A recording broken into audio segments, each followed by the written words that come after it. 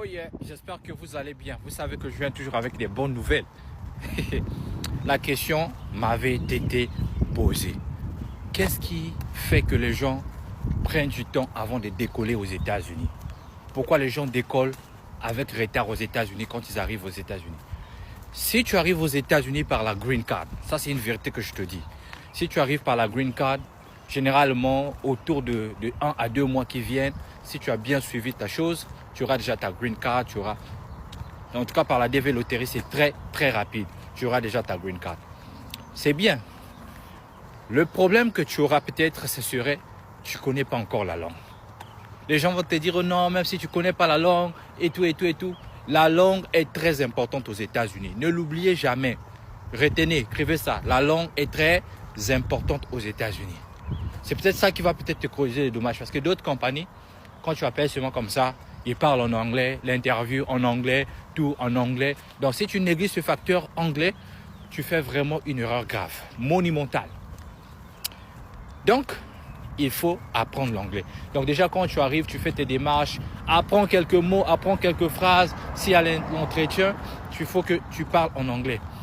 Maintenant, si tu as la possibilité de trouver une entreprise qui peut t'accepter pour le temps, pour le moment où tu ne connais pas encore la langue, où tu apprends, où tu fais encore des paperasses, prends cette entreprise-là, commence à travailler, mais surtout, va à l'école pour apprendre la langue. Si tu viens d'un pays francophone, bien sûr.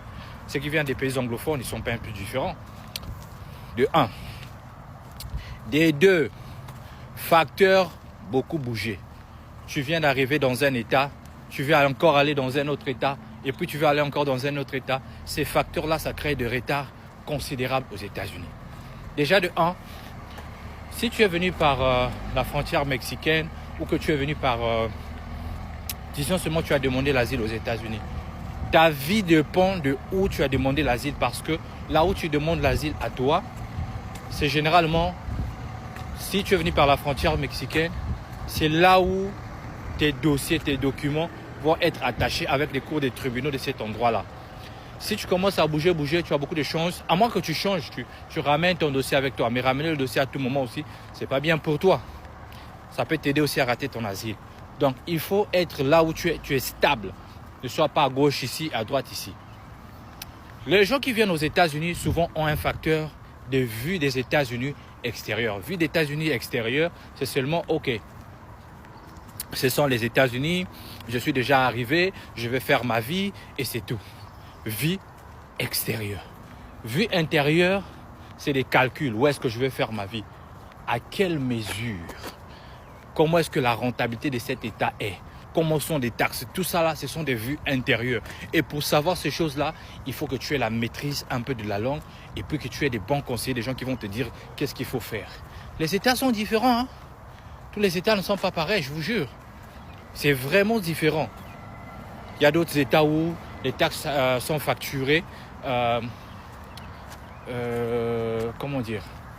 Les mots en question me fouillent. Excusez-moi. Bon, sachez-le, il y a des taxes fédéraux et fédérales. Il y a une taxe fédérale et aussi il y a des taxes des States. Des États où tu vis. Je m'en fous. Donc, il faut mieux vraiment comprendre ces choses-là pour ne pas faire beaucoup d'erreurs. Ces facteurs-là font à ce que les gens vraiment traînent pour décoller aux États-Unis. Et si tu fais déjà aux États-Unis le décollage décéléré, ça va te créer des énormes pertes. Que tu vas voir que ça va te créer des frustrations, des choses comme ça. Et si tu es déjà frustré aux États-Unis, ça vraiment, pour prendre encore des longs, ça prend beaucoup de temps. Donc il faut vraiment suivre les bons conseils. Merci de me suivre. Il n'y a que moi qui peux te dire des vérités comme ça.